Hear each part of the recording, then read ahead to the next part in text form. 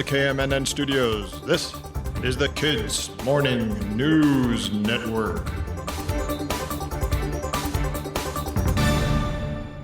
Good morning. It's Friday, April 26th, 2024. I'm Alex in the KMNN studio in New York.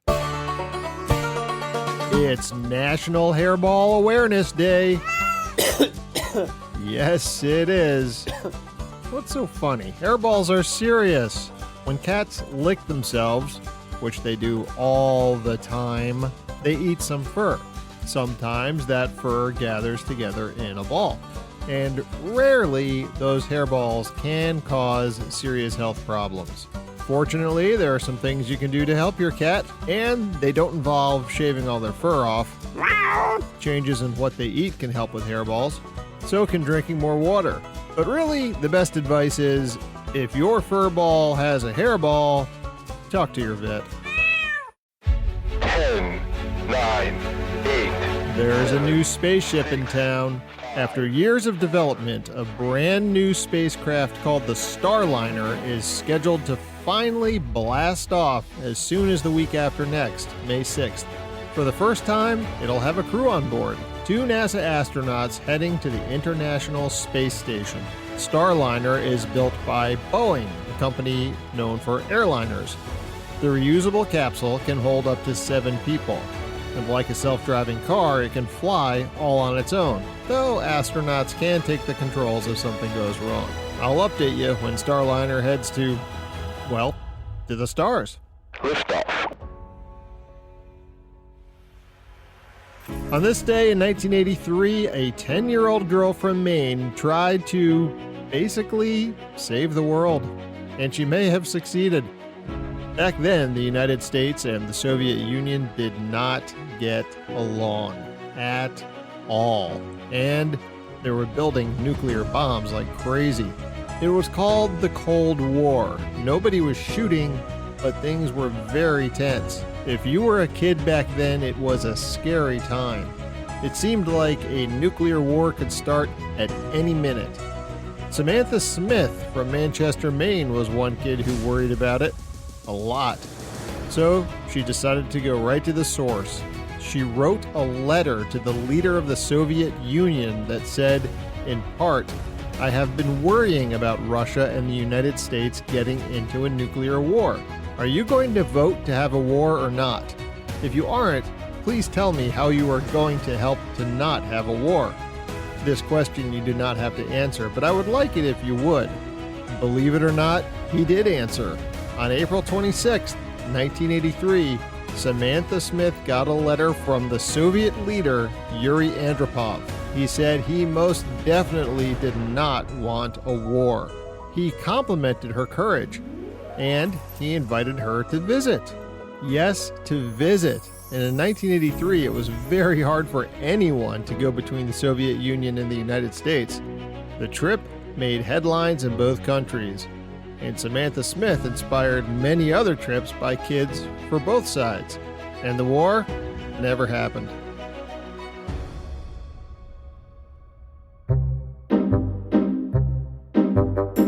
It's riddle time. Wednesday's riddle was, what kind of room has no walls or corners? A mushroom. Kind of a trick one. All right, Friday riddle. This one's a little tougher. A word I know, 6 letters it contains. Remove 1 letter, and 12 remains. What is it?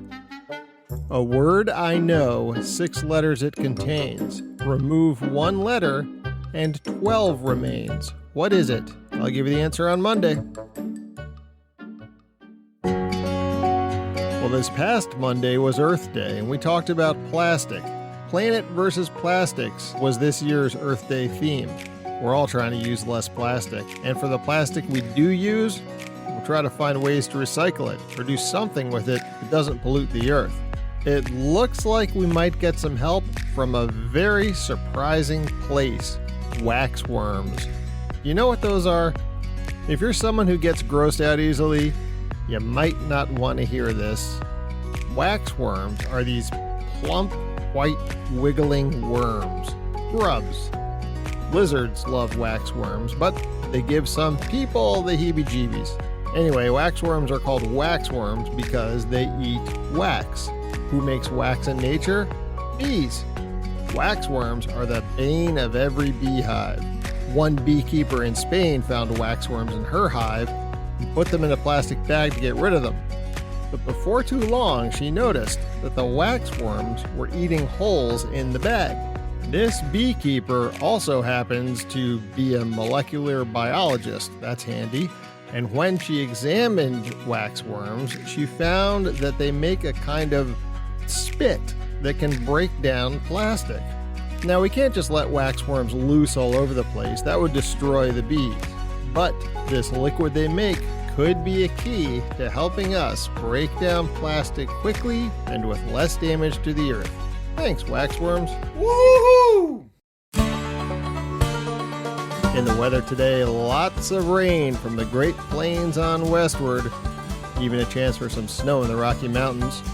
Not surprising, you can have snow 12 months a year in the Rocky Mountains. That weather will have some wind along with it, so hold on to your hats. In the eastern part of the country, it's a little chilly, but clear.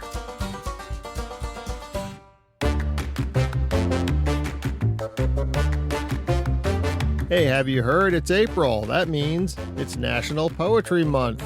That's a whole month dedicated to celebrating poems and the awesome people who write them.